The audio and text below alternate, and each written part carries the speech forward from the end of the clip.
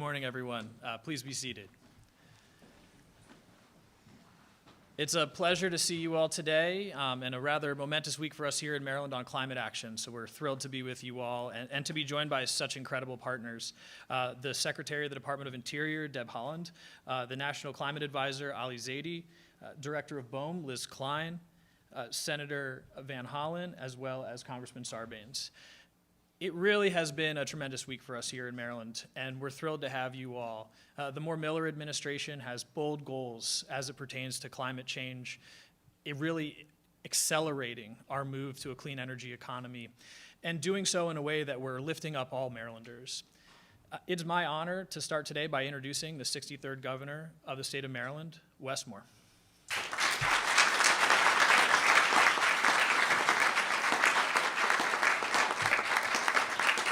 Good morning, everybody. Good morning. This is another great morning for our state, and another morning where once again we're showing that Maryland, in partnership with all of our federal partners, is unafraid to lead on something that's incredibly important. And first, Secretary Kurtz, just want to thank you for your remarkable leadership as well, and for all of the guidance that you continue to show over at DNR. Also, it's a joy to be here with the Secretary of Interior, Secretary Hollen. It is a joy to be with you, and thank you. Our National Climate Advisor, Ali Zaidi, thank you so much, and again, great to have you back here in Maryland. Our Director of BOEM, Liz Klein. It's great to see you, and thank you. Thank you. Members of our federal delegation, Senator Van Hollen and Congressman Sarbanes, you all continue to lead in such extraordinary ways, and we are beyond grateful for you. And also our friends from the Maryland General Assembly, who, without your work and without your support, we also could not be here. For the leaders, for the other members of the cabinet, for the activists, for the people who have committed their time and their energy to this work, we're beyond grateful, because had it not been for you, we would not be here. And so we're thankful. And the thing that I love about this room is this is exactly what partnership actually looks like.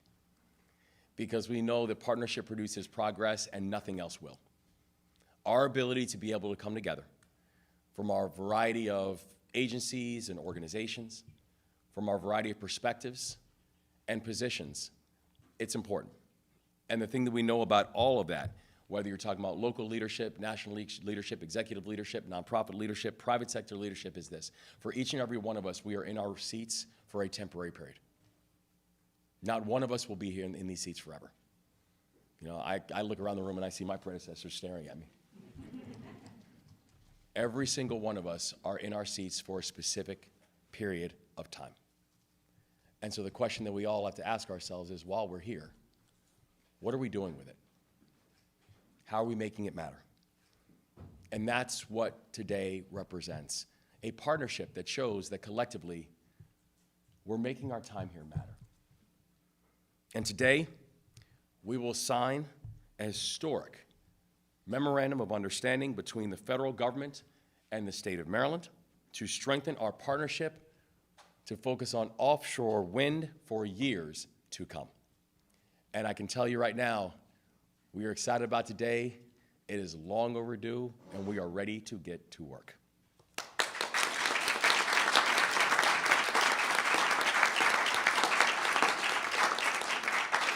Because this partnership is not just appreciated, this partnership is needed. If you look at any piece of our climate agenda, you will see offshore wind and the importance of offshore wind on each of those pages. Because 14 months ago, we made it clear when we announced that we are going to quadruple our offshore wind energy goals so we can produce enough energy in the state of Maryland to power over 3 million homes and start this process of turning Maryland from a net importer of clean energy to a net exporter of clean energy.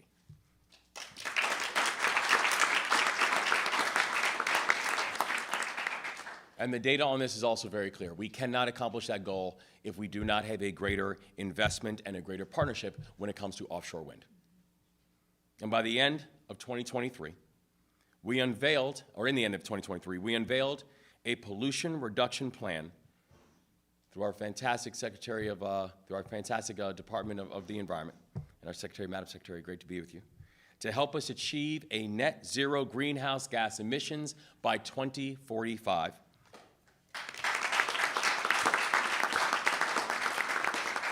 And while we are proud of the bold and ambitious goals, once again, the data is very clear. You cannot accomplish that if you do not have a proper investment and proper partnership in offshore wind. And this week, we're joined earlier by many of you actually in this room here, where we had the opportunity, and I had the opportunity to sign another historic executive order on climate change. And that executive order worked to reaffirm our commitment to meeting bold climate goals and achieving 100% clean energy by 2035 in the state of Maryland.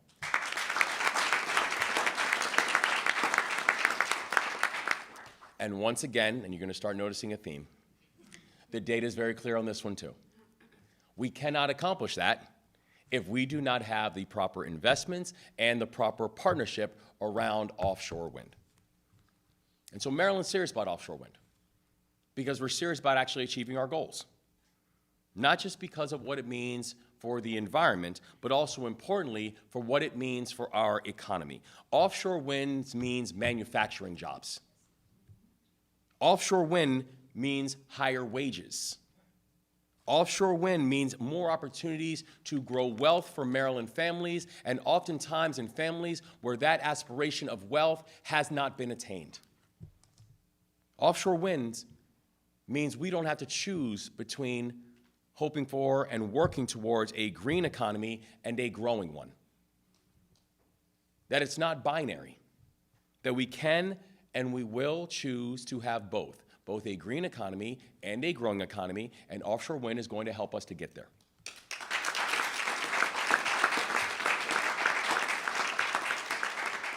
You know, I was speaking about it earlier, and I see all our friends from LCV here, and I remember saying, because we were actually together when we had an event in Baltimore. This is probably about a year and a half ago, 2 years ago now, and the event was all about climate in Baltimore. And I remember someone came up to me afterwards, and he said, listen, I came because someone said that I should come hear you speak. And he said, and I didn't know what you were going to speak about. He said, I just wanted to hear you. And he said, I have to be honest with you, you spoke a lot about climate. And he said, and that, you know, that's not really my issue, but I appreciate your perspectives. And I said, well, what's your issue? And he said, actually, the thing I'm really focusing on is the economy. Like, we have to get our economy going. And I said, everything we just spoke about had everything to do with the economy. That you cannot talk about this idea of economic growth if you're not able to not only capture the importance of these industries, but make sure that we're being equitable and fair when we're talking about how these industries are going to grow, who they're going to impact, who are the entrepreneurs that we need to make sure that are seen in this, and how this is going to impact this idea of work and wages and wealth for all Marylanders and not just some. That our larger commitment to this industry is one that we know that we can do this. We know that we can grow an economy and not actually make the wealth gap larger. Because if that happens, then we would have failed. This is about how can we come up with an idea and a clear understanding that climate justice is economic justice. And both of those two things live side by side. And by moving in partnership in offshore wind, we can do more than help people to see themselves in the consequences of climate change. We can actually help them to see themselves in the progress that climate change and climate action actually produces as well. And so I know with this team, I know we're not just going to build a more sustainable future, but we're going to build a more prosperous one too. One where we can address the issue with climate action and know what it's also going to do is help to address economic mobility and sustainable economic mobility for all of our communities in our state. That is the push. That's the priority. That's the benchmark. That's partnership. And that's why this work is going to matter. And so I am thankful to be able to turn the microphone over to somebody who, when I say had it not been for her leadership, we wouldn't be here, I literally mean had it not been for her leadership, we wouldn't be here. Because if you don't have the right partners inside this work, and particularly our federal partners inside this work, you're simply being aspirational, but you're not being operational. Madam Secretary, your leadership has helped this to become operational. And so I know I was speaking with you earlier about a descendant of the Pueblo people, the pride that they have in the work that you are doing and making your time here matter. Our Secretary of Interior, Secretary Haaland.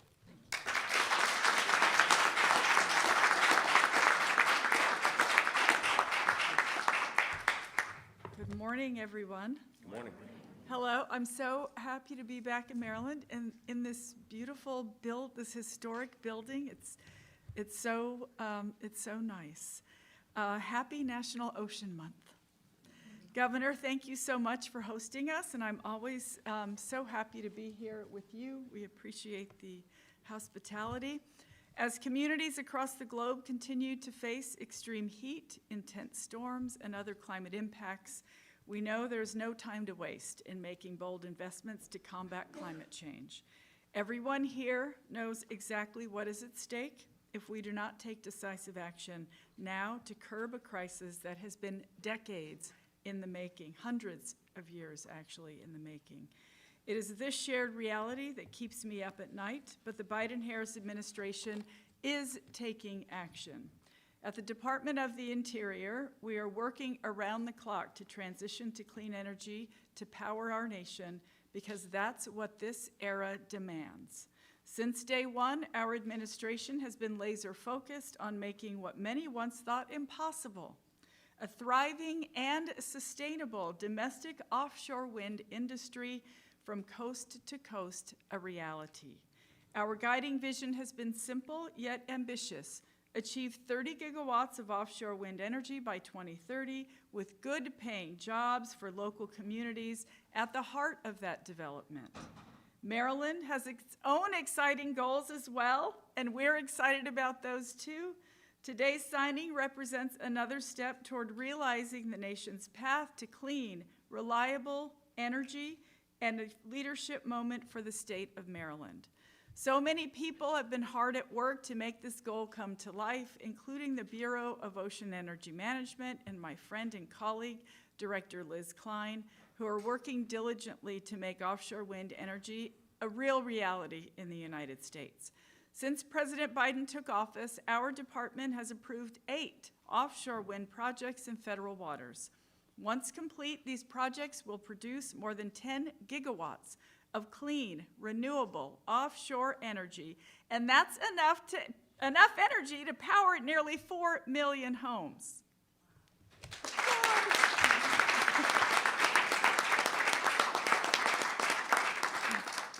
In April, we announced a new offshore wind leasing schedule. Over the next 5 years, BOEM, the Bureau of Ocean Energy Management, will hold up to 12 offshore wind energy lease sales, with 4 expected this year alone. 2 Central Atlantic sales in 2024 and 2026 will give us a chance to help Maryland meet its energy goals. This year, we also modernized and streamlined our offshore renewable energy development regulations based on nearly 15 years of experience. This means developers and communities can expect predictability and transparency as they plan for future projects. Of course, nothing as big and important as offshore wind happens without partners, lots and lots of partners. At the department, we are part of an all-of-government approach that ensures we leverage the President's Investing in America agenda, permitting and planning resources, and lessons learned from other agencies. At the helm of that coordination is National Climate Advisor Ali Zaidi, and I'm so excited that he is here with us today. BOEM is working with communities across the nation to ensure that we make thoughtful, enduring decisions that further the industry, protect the environment, and accommodate multiple uses of our beautiful ocean. As we bring more and more coastal states into this work, it's the leadership on the ground, coming from enthusiastic, supportive state leaders that helps ensure we realize the future that we all deserve.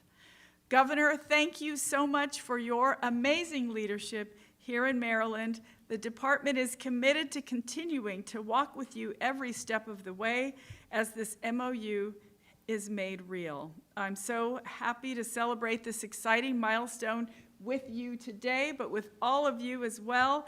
Thank you for being here, and now I am so happy to turn things over to our amazing White House Climate Advisor and my friend, Ali Zaidi.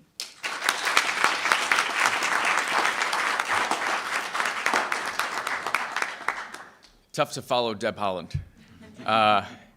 You know, it's been, I joke, but it's been so remarkable to watch Secretary Haaland do what she has over the last 3 years in a way that's profoundly impactful. 41 million acres conserved across the country, coast to coast. Leadership reestablished around the world on things like biodiversity, on things like cleaning up and sustaining the strength of our ocean. And all of that delivered with not just bureaucratic ease, but with inspiration. And I think that's one of the lessons for this moment. The reason we get together to celebrate the progress we are making, behind the scenes oftentimes, is to inspire, and we need that inspiration. We're up against what feel like insurmountable odds on a crisis that will define this generation. The way we get through to the other side, stronger, more together, more resilient, more competitive, more prosperous, is by taking the time to celebrate the wins and inspire each other. And Maryland is the place I now frequent for my dose of inspiration. Another big day in Maryland. I think about Governor Moore's appetite for transformation on climate change. And just like my boss, it seems to have no bounds, seems to not respect historic practices, willing to push, to pioneer, and to reach for the solutions in every sector of the economy. I think about Carver House and young people retrofitting homes and buildings.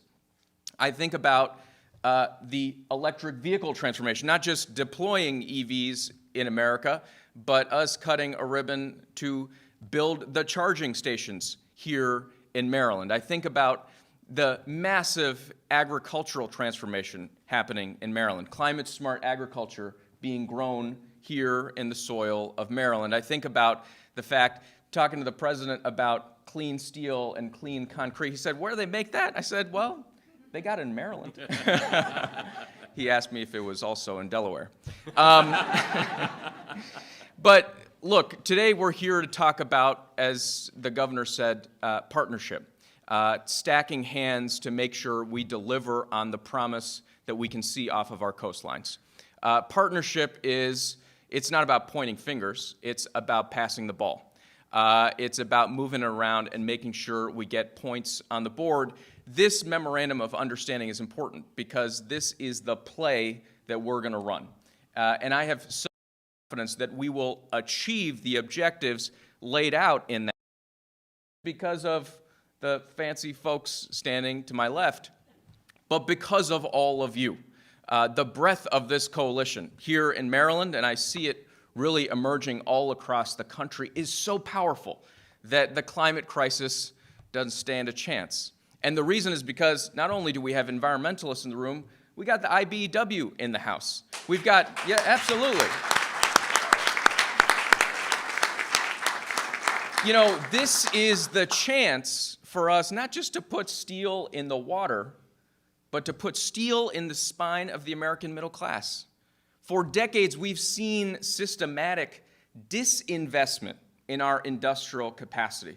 But over the last few years, thanks to President Biden's Investing in America agenda, thanks to folks in Congress, Congressman Sarbanes, Senator Van Hollen, passing historic pieces of legislation, America has become the magnet for private sector investment. And when it comes to the offshore wind industry, we would be foolish if we measured our progress by the height of the wind turbines.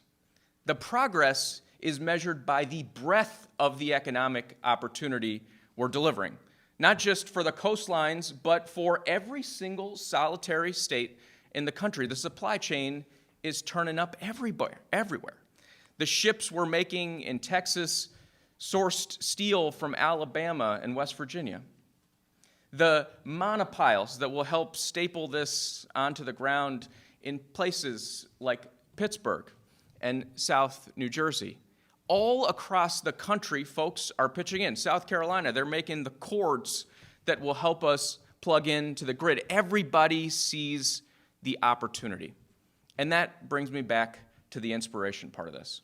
We have a whole generation of young people who have now grown accustomed to the sky turning orange, to breathing wildfire smoke into their lungs, to getting those push alerts folks here in Maryland have gotten about floods and hurricanes, tornadoes, weird weather, extreme weather, devastating weather that prompts a sense, I think justified in the generation, of despair, of hopelessness, of doom.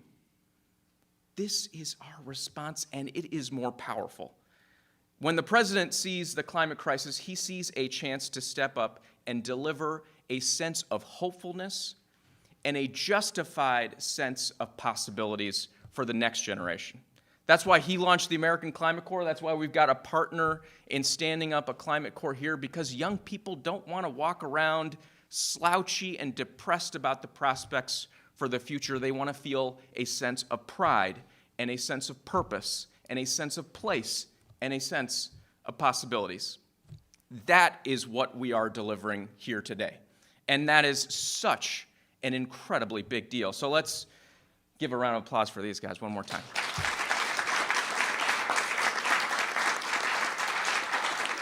And when I think of partners, you know, you've got the folks who sweep in at the high level, you got folks in the weeds, and then you got Chris Van Hollen, who somehow manages to live in all of those places all at once.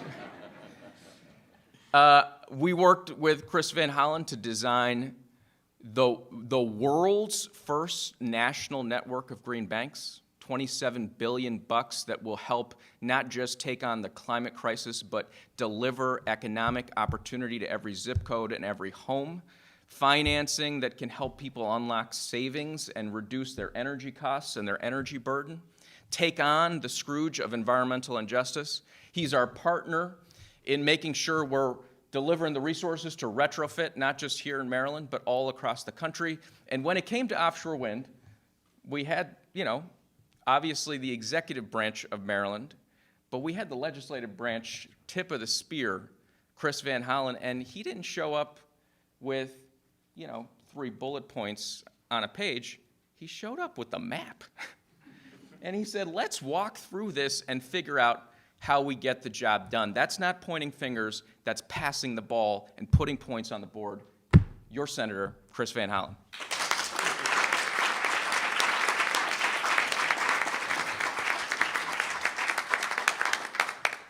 Well, it's great to be here in Annapolis, great to be back in Annapolis. Governor, thank you and your team.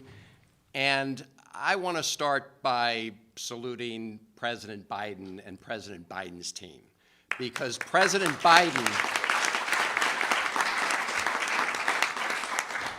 Biden understood very clearly that the United States needed to reclaim leadership when it came to confronting the climate crisis. But he also recognized, as the governor, as Ali, as the secretary, and others have said, that confronting the climate crisis is necessary to avoid terrible costs to human lives and property, but it is also a huge opportunity to put people to work in the transition to a clean energy economy. More better paying jobs, union jobs, more equitable investment, so that many communities that have been left behind in the past are part of this revolution to build a clean energy economy. So To Ali, it's been great to work with you. President Czar on climate change. Secretary Hollen, thank you. It's always great to see you in front of the Appropriations Committee. And we look forward to supporting these efforts as well as our Chesapeake Bay cleanup efforts. BOEM Director Klein, thank you and your team. And the thing about the President's approach is it is an all-of-government approach, all-of-federal government approach, but also, as you can see, federal government, state government, local government, private sector, nonprofit sector, all of you in this room who are advocates, and that's what we need to make sure that we do. I think the public understands more and more the costs of doing nothing on the climate crisis. We're here in Annapolis. We see flooding all the time. Small businesses are hurting. At the Naval Academy, they talk about this as a national security issue. They're experiencing flooding. So we have more extreme weather events, and the costs are going up. We had a hearing in the Senate Budget Committee the other day just talking about how insurance companies are leaving markets, like in Florida and California, how they're increasing prices to points that are unaffordable. So this is a pocketbook issue. When you have major insurance companies and reinsurance companies talking about how they're going to raise rates to cover property losses, that is a pocketbook issue, and it hurts. What helps on the pocketbook is the kind of investment that we're making in this clean energy transition. And that is what the Inflation Reduction Act was all about. Thank you for mentioning that, Ali, and and Congressman Sarbanes, thank you for your leadership on these issues in the House, the Inflation Reduction Act. This is not a partisan statement, it's a statement of fact. This passed with only Democratic votes in the House and the Senate. And we wish we had more help, but we got it done. And the Inflation Reduction Act is absolutely essential to moving forward with those tax credits and incentives and other big pieces. Thank you for mentioning the National Climate Bank, the Green Bank. We are really trying to hit on all cylinders here, and offshore wind is a big part of it, right? The President's ambition, as you heard Secretary Holland talk about, was 30 gigawatts by 2030. And I'm so proud to be with you here in Maryland, with this governor and the governor's team. Governor Moore has said Maryland is going to lead the way when it comes to this clean energy transition, putting more people to work, putting them to work in equitable ways, and when it comes to offshore wind, is dedicated to a major contribution in terms of offshore wind in Maryland, 8.5 gigawatts by 2030 to align with the President's goals. I want to thank the members of the General Assembly. I want to thank the members of the governor's team. Governor, again, thank you for providing that North Star, that leadership, you and your team as we go forward. So, of course, in order to achieve the offshore wind piece, we need not only the financial incentives, which are very important, and we need to sustain those, but we need acreage, right? We need that offshore acreage. And I want to thank BOEM and the Biden administration for just yesterday, I believe, completing the environmental assessment for what are known as areas A2 and C1. It's true, Ali's right. I do get in the weeds on this. So I want to thank them for that because that's off the Delmarva coast, and that will generate enough wind power to take care of 2.2 million homes, clean energy, when that acreage. It's no secret that I think many of us wanted to see more acreage included in this year's sales. There were a number of national priorities, and one of the challenges we have when we look at offshore wind is making sure we deal with all the challenges, including national security, equities, and others. So we weren't able to get there this year, but, and this is why today is so important, the Biden administration has made a commitment to the governor, to the state of Maryland, to the federal delegation. I want to thank Senator Cardin and my other teammates on this. But they've made a commitment to say, we're going to sign an MOU.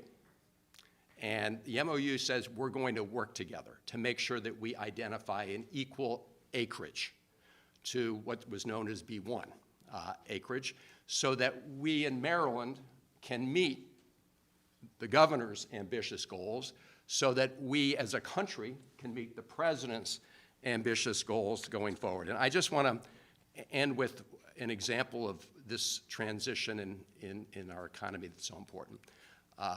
We all know that at one point Bethlehem Steel in Sparrows Point was the world's largest steel producer for a period of time during World War II. Thousands of good paying jobs there. Well, they're no longer there.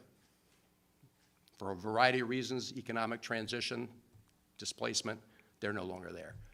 What is there at Trade Point Atlantic now is a new economy where U.S. Wind is going to be building components for the big turbines that will spin to generate clean energy. And we were successful at securing a federal grant on workforce development, working with our union partners and others to make sure that good paying jobs return to Sparrows Point, this time as part of our clean energy revolution. So that is what this is all about. And I will just end by saying that in order to generate the necessary wind power to accomplish our goals, we need the political willpower to do it. And that's what today is all about, demonstrating that partnership, the political willpower. The Biden administration, the Moore administration, all of you in this room as witnesses, so that we keep on track to meet our goals. Thank you for being part of this very important moment. And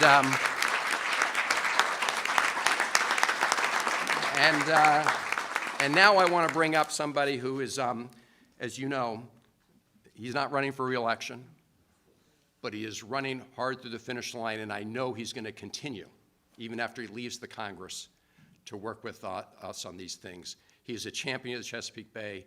He's a champion of tackling the climate crisis. He's a champion for protecting our democracy. Congressman John Sarbanes.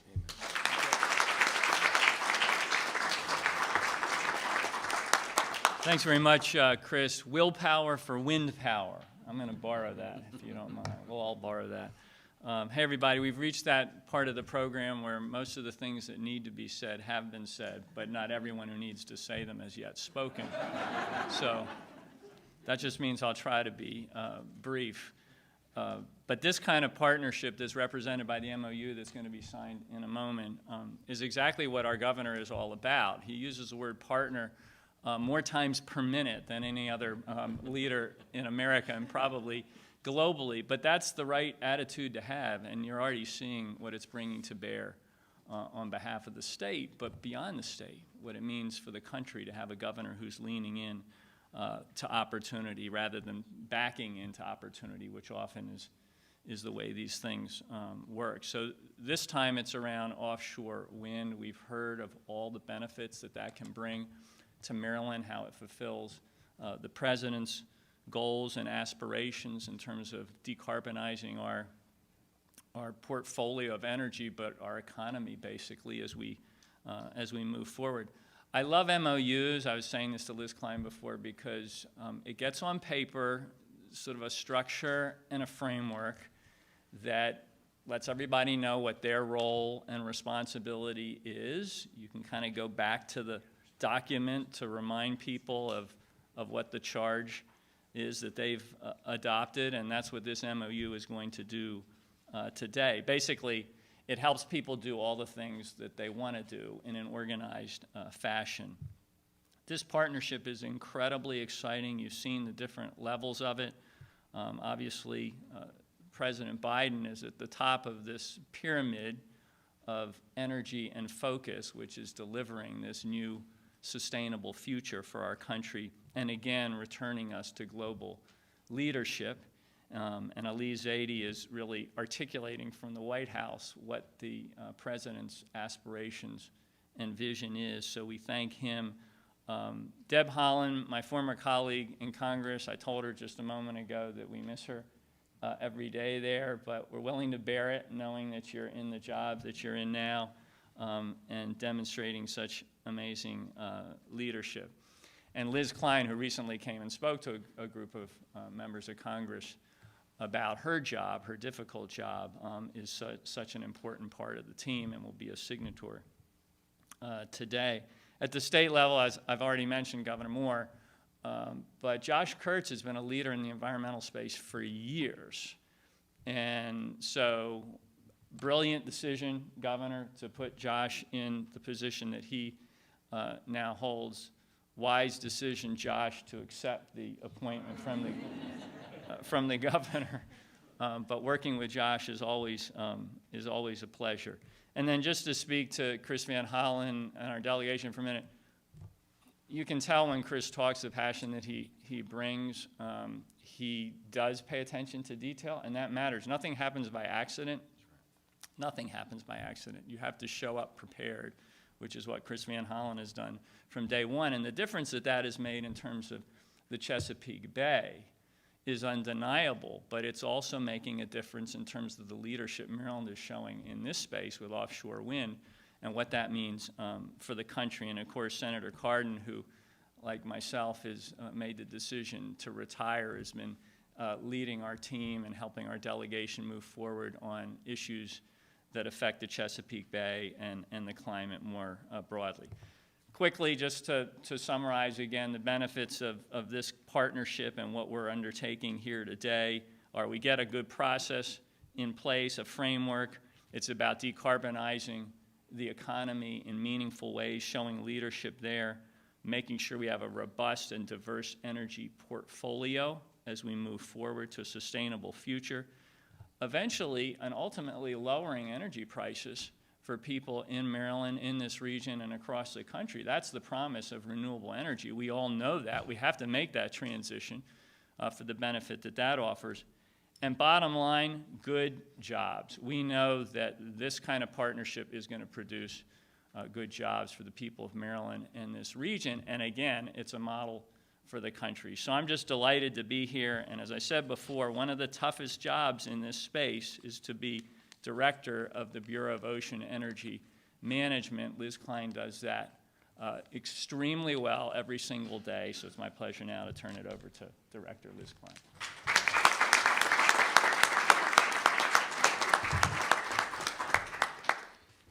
Well, thank you all. That certainly is, those are some hard acts to follow, but I also will be brief. I want to just focus maybe a little bit on gratitude and inspiration. First of all, I'm so grateful to be here. I am Liz Klein, Director of Bureau of Ocean Energy Management. I want to thank Governor Moore and Senator Van Hollen and Congressman Sarbanes and the entire Maryland team for welcoming me, even though I'm a Virginian. I'm sorry. Partnership, though, is important between those states. And certainly, I'm so grateful to the leadership of Secretary Haaland and Ali Zaidi, who are truly inspirational every day. I really am so pleased to be here as we solidify this partnership between our federal and state governments with this important agreement. And of course, with tomorrow being World Oceans Day and this the first week of National Oceans Month, the timing couldn't be better. This MOU really does represent a significant milestone to advance and strengthen the relationship between BOEM and the state of Maryland as we move forward. In terms of gratitude, I'd also like to thank the tremendously amazing, there aren't enough adjectives to describe how much I appreciate and value the team at the Bureau of Ocean Energy Management. We have our Chief of Office of Renewable Energy Programs, Karen Baker, here. They really are the engine that is making all of this work every day. They are constantly working to deliver energy responsibly and with minimal impacts. They are so good at what they do, and it's really, my job is the least important, I will tell you. It really is a testament to the great team at BOEM. And this MOU really is about partnership. It's about the administration's all-of-government approach to addressing the impacts of climate change and reaching our ambitious but achievable energy goals. I think we all know when we work together, taking the soccer analogy, I think, when we're passing the ball, we're putting points on the board, we really can do so much more together than working alone. And so this MOU really represents our ongoing commitment to working with and learning from each other, and it's going to serve as an important guide to really advance our collective goals, to not just address the climate crisis, but to create jobs and economic opportunity for folks all across the country, including in Virginia, but also in Maryland. But all across the country, which is so very important. So I told a story about a year and a half ago and some of you may have heard it actually, I came home from work one day and my then 11-year-old came to tell me the story about work that she had been doing at school on internet safety, and they had been Googling names, and they Googled my name, and I was like, oh, well, that's terrifying. I wonder what they found. But she said actually to me with a very serious face, Mommy, I did not see anything recently from you talking about what you're going to do about the climate crisis. And I thought, well, and then she said, you need to get on that. And so every day I show up to work with that in mind, that we really need to we need to get on this.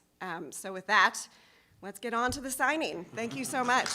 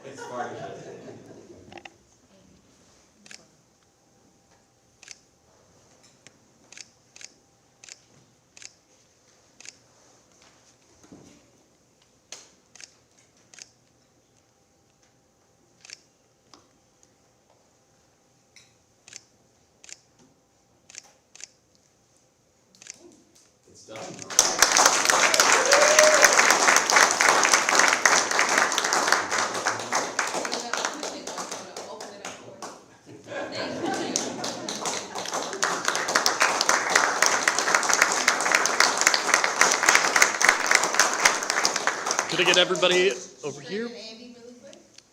Right here, real quick.